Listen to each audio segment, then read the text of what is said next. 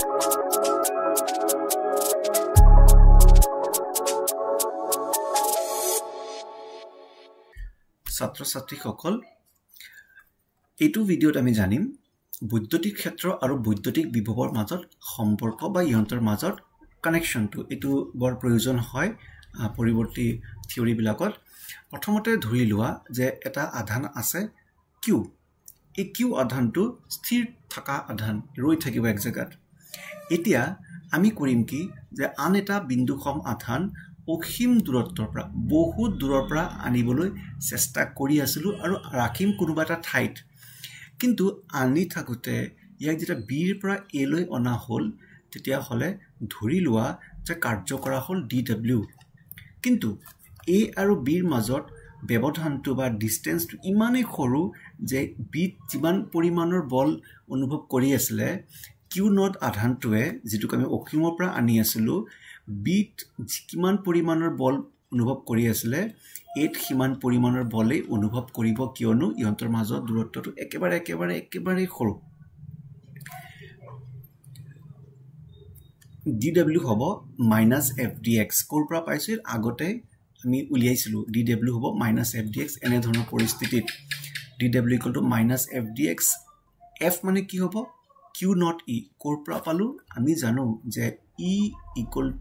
F by Q not তেতিয়া হলে যদি ক্ষেত্ৰ প্ৰাবল্য F by Q not হয়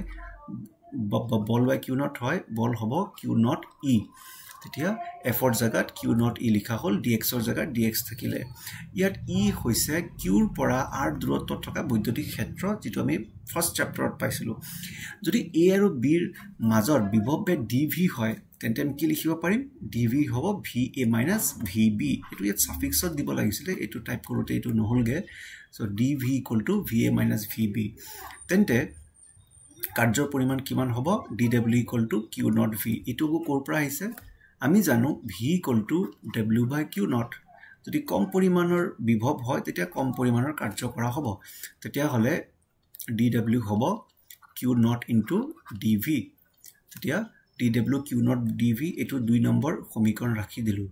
1 নম্বৰ সমীকৰণত যেটো কাৰ্য বুজাইছে আৰু 2 নম্বৰ সমীকৰণত যেটো কাৰ্য বুজাইছে দুটা একেখিনি বুজাইছে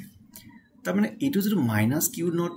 E dx আৰু Q not dv দুটা একেখিনি বুজাব দুটা কানি যেটো সমান কৰি দিও তেতিয়া -Q not E dx = Q not dv আৰু দুই ফলৰ পৰা Q not কটা গল থাকি গল E =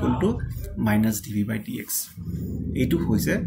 বৈদ্যুতিক ক্ষেত্ৰ আৰু বৈদ্যুতিক বিভৱৰ মাজৰ সম্পৰ্ক যদি dv ডাঙৰ হয়